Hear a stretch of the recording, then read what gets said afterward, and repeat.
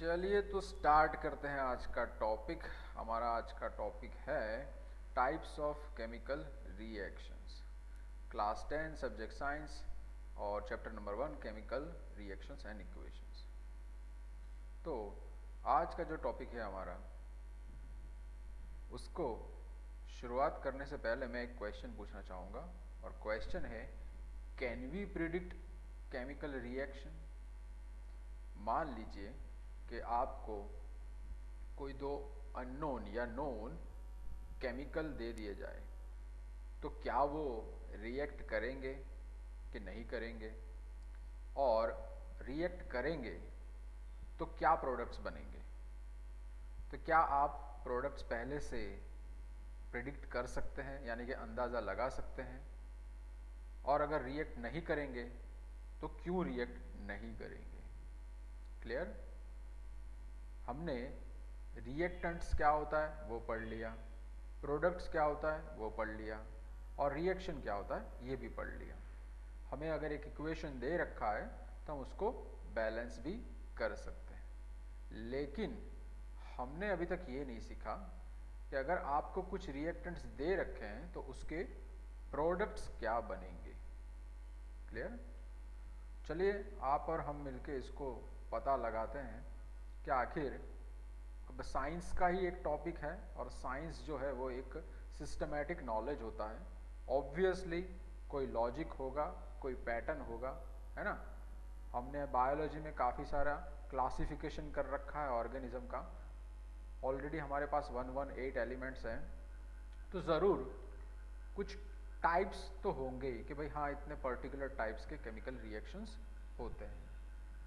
तो जी हाँ, हमारी बुक में total 4 main types of chemical reaction दे रखे, तो मतलब 4 केमिकल रिएक्शन हमारी बुक में है।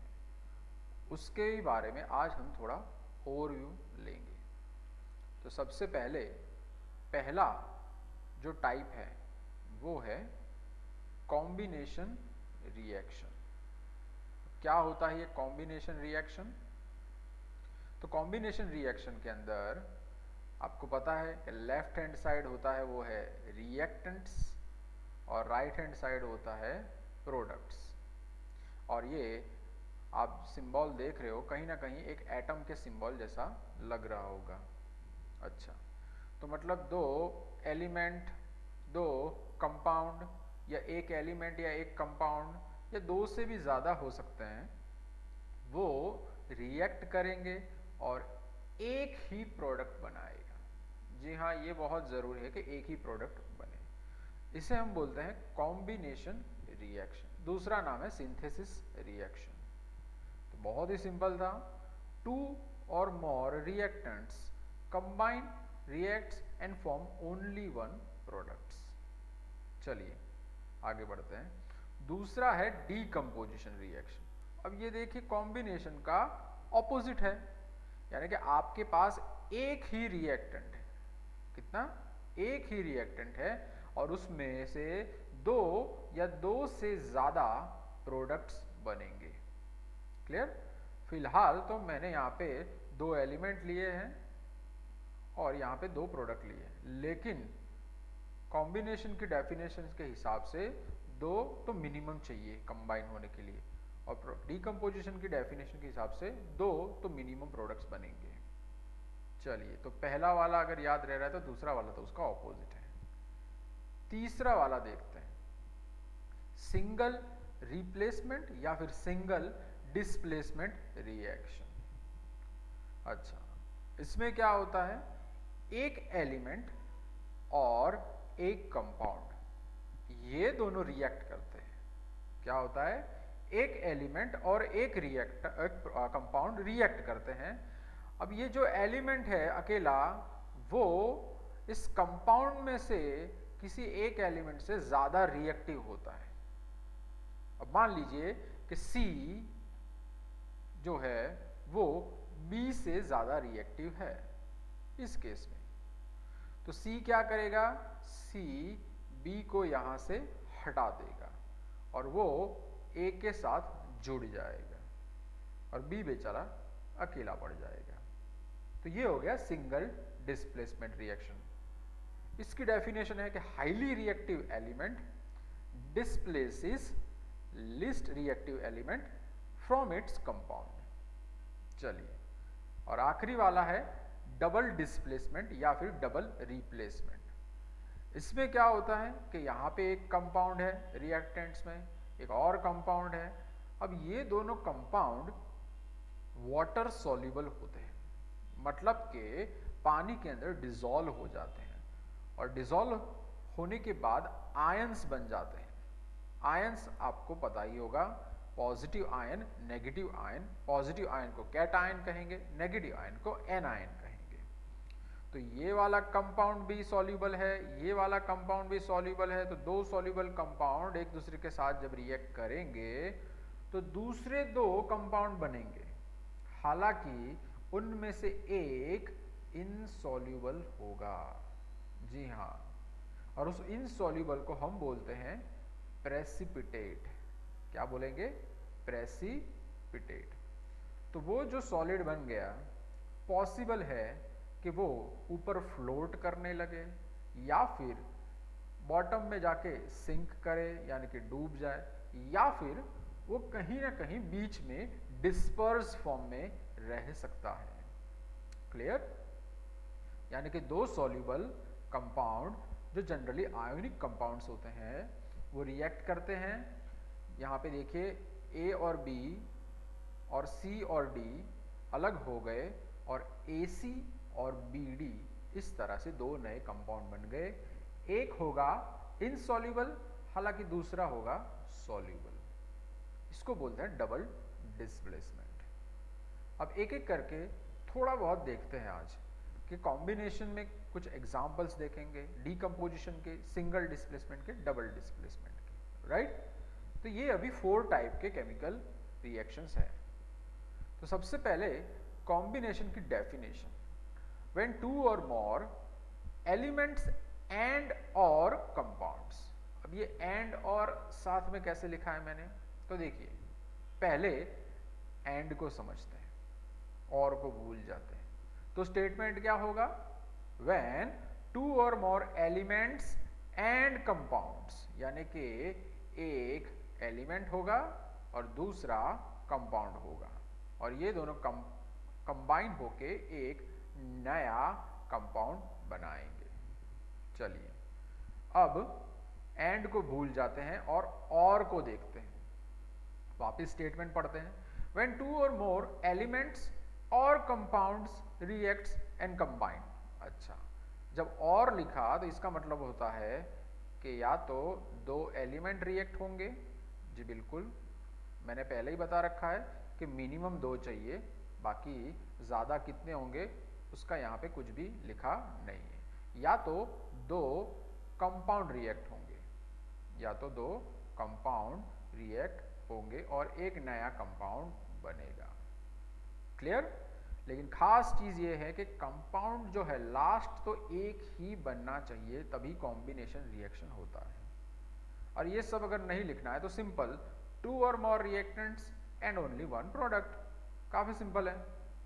चलिए, इसका हो गया ये जनरल फॉर्मूला। अब जब मैंने ए लिखा है तो ज़रूर नहीं कि वो कोई सिर्फ और सिर्फ एलिमेंट हो, वो एलिमेंट भी हो सकता है और कंपाउंड भी हो सकता है।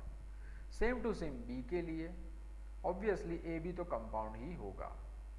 बहुत ही सिंपल सा एग्जांपल लेते हैं, जब मैग्नीशियम जो कि एलिमेंट है और ऑक्सीजन वो भी एलिमेंटल फॉर्म में ही है, हमारे एटमॉस्फेयर में यही फॉर्म में अवेलेबल होता है, ये दोनों रिएक्ट करते हैं तो मैग्नीशियम ऑक्साइड नाम का एक कंपाउंड बनता है। तो आप देख सकते हैं कि यहाँ पे और कोई प्रोडक्ट्स नज़र नहीं आ रहा। तो ये हो गया कॉम्बिनेशन रिएक्शन। मैग्नीशियम मेटल है, ऑक्सीजन नॉन मेटल है, तो हम ये भी कह सकते हैं कि एक मेटल और नॉन मेटल जनरली कंबाइन होते हैं। और कॉम्बिनेशन रिएक्शन जनरली एक्सोथर्मिक होते हैं। जनरली का मतलब ज़रूर नहीं कि हर बार, लेकिन ज़्यादातर केस में वो हीट रिलीज होती है ड्यूरिंग द रिएक्शन। यानी कि अगर आपने कोई बीकर ले लिया, उसके अंदर 2 केमिकल मिक्स किए और अगर वो कंबाइन हो गया तो उस वक्त उसमें से हीट रिलीज होगी। अगर आपने उसके अंदर थर्मोमीटर रखा है तो थर्मोमीटर में आपको रीडिंग जो है वो बढ़ के दिखाई देगा, मतलब कि अगर पहले 40 है तो वो 50 60 या उसके ऊपर भी जा सकता है, और उस बीकर को टच करने की कोशिश करेंगे तो वो भी गर्म हो जाएगा। क्लियर? चलिए, तो काफ़ी इजी था। Decomposition reaction. डीकम्पोजिशन में क्या होता है कि एक ही कंपाउंड उसके टुकड़े टुकड़े हो जाएंगे और दो या दो से ज़्यादा जो है प्रोडक्ट्स बनेंगे। तो one reactant, two or more products. Clear? Same to same. इसका भी एक जनरल फॉर्मूला देखते हैं और इक्वेशंस यानी कि एग्जाम्पल देखते हैं। तो ये हो गया उसका जनरल फॉर्मूला। अगर कॉम्बिनेशन याद रहेगा तो डीकम्पोजिशन तो याद रहेगा रहेगा और रहेगा। अब सवाल ये है, एक अकेला कंपाउंड अपने आप कैसे टूट जाएगा, अपने आप कैसे डिकम्पोज हो जाएगा? ज़रूर हम उस पर थोड़ा सा वर्क करेंगे, थोड़ा सा उस पर फोर्स लगाएंगे या फिर थोड़ी एनर्जी देंगे। जी बिल्कुल, हम उसके अंदर एनर्जी देंगे। तीन फॉर्म में एनर्जी उसको दी जाती है, हीट, करंट और सनलाइट। अगर कैल्शियम कार्बोनेट को गर्म किया जाए तो कैल्शियम ऑक्साइड और कार्बन डाइऑक्साइड बनेगा। क्लियर? वैसे ही अगर वाटर के अंदर से डीसी करंट पास किया जाए तो हाइड्रोजन गैस और ऑक्सीजन गैस ये दोनों फॉर्म होंगी। और अगर सिल्वर क्लोराइड को आप सनलाइट में रख दो तो सिल्वर अलग और क्लोरीन अलग हो जाएगा, क्लोरीन गैस के फॉर्म में। तो ये हो गए डीकम्पोजिशन रिएक्शन। जब हम इसको हीट देते हैं तो वो हो गया थर्मल डीकम्पोजिशन। जब हम उसके अंदर करंट पास करते हैं तो वो हो गया इलेक्ट्रोलाइटिक डीकम्पोजिशन। और जब हम उसको सनलाइट की मदद से ब्रेक डाउन करते हैं तो वो हो गया फोटो डीकम्पोजिशन।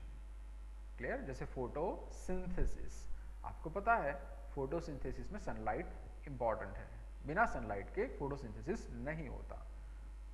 चलिए, और ये जनरली एंडोथर्मिक होते हैं। एंडो मतलब अंदर, एक्सो मतलब बाहर। एग्जिट वर्ड आपने कहीं देखा हो मूवी थिएटर के अंदर, यानी कि ये हीट एब्जॉर्ब कर लेते हैं। अब आपको थोड़ा डाउट होगा कि हीट एब्जॉर्ब करेगा तो गर्म हो जाएगा, है ना? लेकिन जब आप इसको, अगर कोई बीकर के अंदर ये केमिकल रिएक्शन हो रहे हैं और आप बीकर को टच करोगे तो आपको ठंडा महसूस होगा। ये फिर कभी हम डिस्कस करेंगे ऐसा क्यों हो रहा है। अभी आप इतना याद रखिए कि कॉम्बिनेशन यानी कि दो या दो से ज़्यादा रिएक्टेंट्स और सिर्फ एक प्रोडक्ट। डीकम्पोजिशन यानी एक रिएक्टेंट और दो से ज़्यादा product. Combination exothermic, decomposition endothermic. अब बात करते हैं सिंगल डिस्प्लेसमेंट की। तो मैंने पहले ही बताया था कि हाईली रिएक्टिव एलिमेंट जो होगा वो लेस रिएक्टिव एलिमेंट को उसके कंपाउंड में से धक्का मार के हटा देगा। तो मान लीजिए कि ए हाईली रिएक्टिव एलिमेंट है, ठीक है, और एक BC नाम का कोई कंपाउंड है। ये C कार्बन या B बोरोन ऐसा बिल्कुल भी नहीं, ये जनरल फॉर्मूला है। क्लियर? तो ये जो BC जो B है वो लेस रिएक्टिव है, तो A B को धक्का मारेगा और C के साथ बॉन्ड बना देगा। ठीक है? अगर AC और B को हम रिएक्टेंट के तौर पे लेंगे तो कुछ भी नहीं होगा, क्योंकि B की उतनी ताकत नहीं है कि वो A को धक्का मार सके। एग्जाम्पल लेते हैं, Fe यानी कि आयरन, CuSO4 यानी कि copper sulphate. Copper sulphate blue colour का सॉल्यूशन रहता है। जब आयरन को कॉपर सल्फेट के सॉल्यूशन में हम डुबोएंगे तो आयरन ज़्यादा रिएक्टिव है कॉपर के मुकाबले। आयरन क्या करेगा? कॉपर को हटा देगा और खुद सल्फेट के साथ जॉइंट हो जाएगा और बन जाएगा iron sulphate. Iron sulphate green रंग का या ग्रीन कलर का होता है और कॉपर बेचारा अलग हो जाता है ब्राउन कलर का। तो ये हो गया सिंगल डिस्प्लेसमेंट रिएक्शन। ध्यान से देखेंगे तो आयरन और कॉपर दोनों मेटल्स हैं, तो जनरली आपके पास ये जो रिएक्शन आएंगे वो मेटल के ही आएंगे। ऐसा नहीं कि नॉन मेटल में ये रिएक्टिव या कम रिएक्टिव नहीं होता, वो भी होता है। क्लियर? चलिए, स्टेप बाय स्टेप सब कुछ सीखेंगे। अब बात करते हैं डबल डिस्प्लेसमेंट की। तो डबल डिस्प्लेसमेंट की पहले तो डेफिनेशन बहुत ज़रूरी है। डेफिनेशन है exchange of ions takes place and insoluble precipitate forms. Precipitate word अगर आपने 9th स्टैंडर्ड में ध्यान दिया होगा तो रेन को भी हम प्रेसिपिटेट बोलते हैं, स्नो को भी प्रेसिपिटेट बोलते हैं, हेल स्लीट को भी प्रेसिपिटेट बोलते हैं। यानी कि जब रिएक्शन हो रहा है और अचानक कुछ बाहर आ जाए, है ना, बाहर मतलब कूद के नहीं लेकिन उसके अंदर कुछ आ जाए तो उसको बोलते हैं प्रेसिपिटेट, राइट। तो बड़ी अजीब चीज़ है कि दो सॉल्यूबल चीज़ें रिमिक्स करो और एक इनसॉल्यूबल चीज़ बनेगी।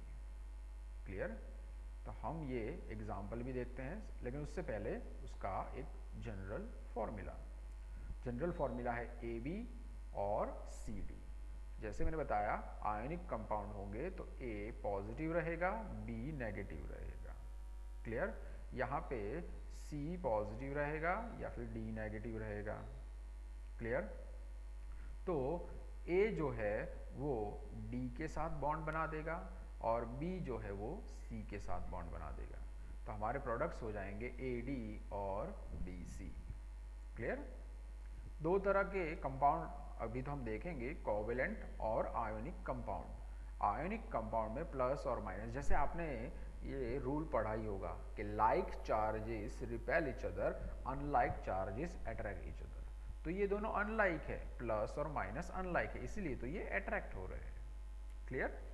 यहाँ पे एग्जाम्पल है सोडियम सल्फेट, Na यानी सोडियम, SO4 यानी सल्फेट। दूसरा हमारा रिएक्टेंट है बेरियम क्लोराइड। ठीक है। अब जब ये दोनों रिएक्ट होंगे तो क्या बनेगा, बेरियम सल्फेट और सोडियम क्लोराइड। सोडियम क्लोराइड आपको पता है जो हम खाने में नमक का इस्तेमाल करते हैं वो है सोडियम क्लोराइड, और वो तो पानी के अंदर डिजोल्व होता ही है। लेकिन ये बेरियम सल्फेट वाइट कलर का इनसॉल्युबल सॉल्ट बन जाएगा। क्वेश्चन ये है पता कैसे चलेगा कौन सॉल्युबल है कौन इनसॉल्युबल है, उसके बारे में भी बाद में डिस्कस ज़रूर करेंगे। फिलहाल तो ये एक एग्जांपल आपके सामने है। क्लियर। तो जो चार चीज़ें हमने पढ़ी हैं उसके हिसाब से थोड़ा अंदाज़ा लगाइए कि क्या होगा। सबसे पहले H2 यानी कि हाइड्रोजन, Cl2 यानी कि क्लोरीन। अब बताइए हाइड्रोजन और क्लोरीन जब रिएक्ट करेंगे तो क्या बनेगा। पहले तो ये कि रिएक्ट करेंगे कि नहीं, और अगर करेंगे तो क्या बनेगा। फिलहाल तो मैंने आपको कोई ऐसा एग्जाम्पल नहीं दिया कि जिसमें रिएक्शन ना हो। अगर आप HCl सोच रहे थे तो बिल्कुल सही सोच रहे थे। HCl होता है हाइड्रोक्लोरिक एसिड। दूसरा वाला देखते हैं, मैग्नीशियम कार्बोनेट। CO3 का मतलब होता है कार्बोनेट। तो मैग्नीशियम कार्बोनेट को जब हम हीट करेंगे तो क्या बनेगा। अगर आप ये सोच रहे हैं कि मैग्नीशियम अलग, कार्बन अलग, ऑक्सीजन अलग, तो थोड़ा सा सही नहीं सोच रहे हैं। यहाँ पे बनेगा मैग्नीशियम ऑक्साइड और कार्बन डाइऑक्साइड। एक जनरल फॉर्मूला यहाँ पे ये भी बना सकते हैं कि मैग्नीशियम जो है वो मेटल है, तो मेटल कार्बोनेट्स जब भी हम उनको हीट करते हैं तो मेटालिक ऑक्साइड बनेगा और कार्बन डाइऑक्साइड बनेगा। क्लियर।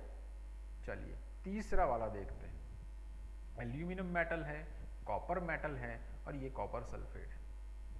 अब आपको ये नहीं पता कि एल्यूमिनियम ज़्यादा रिएक्टिव है या कॉपर ज़्यादा रिएक्टिव है, लेकिन मैंने पहले ही बताया था कि एक भी ऐसा रिएक्शन मैंने आपको नहीं दिया है कि जो ना हो। इसका मतलब एल्यूमिनियम कॉपर से ज़्यादा रिएक्टिव है। तो प्रोडक्ट्स बनेंगे एल्यूमिनियम सल्फेट एंड कॉपर। अब आप सोच रहे होंगे कि ये Al2SO4 थ्राइस ऐसा कैसे बना, मतलब AlSO4 क्यों नहीं बन गया, राइट। अब इसके लिए तो आपको 9th स्टैंडर्ड रिवीजन करना पड़ेगा। उसमें एक टॉपिक था वैलेंसी का। तो एल्यूमिनियम की वैलेंसी होती है, अगर मैं यहाँ पे लिखूंगा तो आपको बिल्कुल याद आ जाएगा कि एल्यूमिनियम की वैलेंसी होती है +3 और सल्फेट की वैलेंसी होती है 2-। क्लियर। अब हम क्या करते थे, क्रॉस मल्टीप्लाई, तो Al हो जाएगा 2 और SO4 हो जाएगा 3। क्लियर। चलिए लास्ट वाला, लीड नाइट्रेट और पोटेशियम आयोडाइड। ठीक है, ये I है।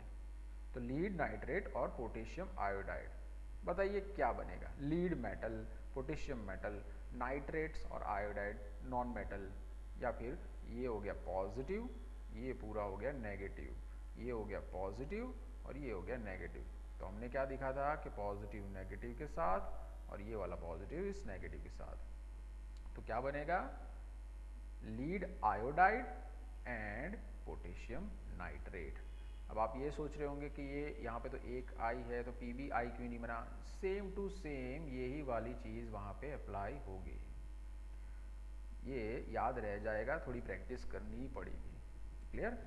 लेकिन क्वेश्चन ये है कि इनमें से इनसॉल्युबल कौन सा, तो ये लीड आयोडाइड है वो है इनसॉल्युबल और इसका कलर होगा येलो।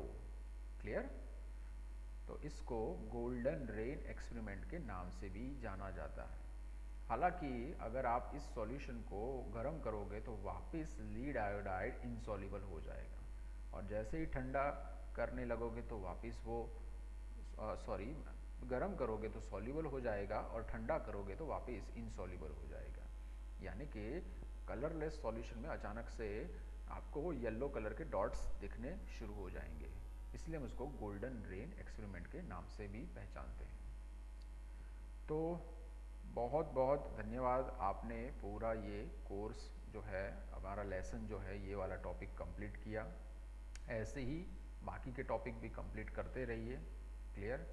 और एज़ यूजुअल आपको पसंद आया है लाइक कीजिए, ठीक है, शेयर कीजिए, लॉकडाउन का समय है, बहुत सारे लोगों तक पहुंचाइए, सब्सक्राइब करिए ताकि कुछ नए नए वीडियोस जो भी है वो आप तक पहुंचते रहे। और कमेंट में बताइए कि क्या आपको अच्छा लगा, क्या बुरा लगा, कहाँ इम्प्रूवमेंट की ज़रूरत है, जो भी आपको ठीक लगे। डाउट्स भी पूछ सकते हैं और हमेशा बस खुश रहिए। बहुत इजी है, मैं हर बार एक एक टेक्निक बताता रहता हूँ, इस बार मैं आपको बताऊँगा कि खुश कैसे रहा जाता है। एक्सरसाइज कीजिए। जी हाँ, जब भी हम एक्सरसाइज करते हैं तब हमारी बॉडी में एक केमिकल बनता है जो हमें खुश रहने के लिए हेल्प करता है। क्लियर। तो एंडोर्फिन नाम का एक न्यूरोट्रांसमीटर सीक्रेट होता है और वो हमें हेल्प करता है खुश रहने में। क्लियर। तो जो भी है, डांस भी कर सकते हैं, एक्सरसाइज भी कर सकते हैं, साइकिलिंग कर सकते हैं, जो आपकी मर्जी। चलिए मिलते हैं नेक्स्ट लेक्चर में।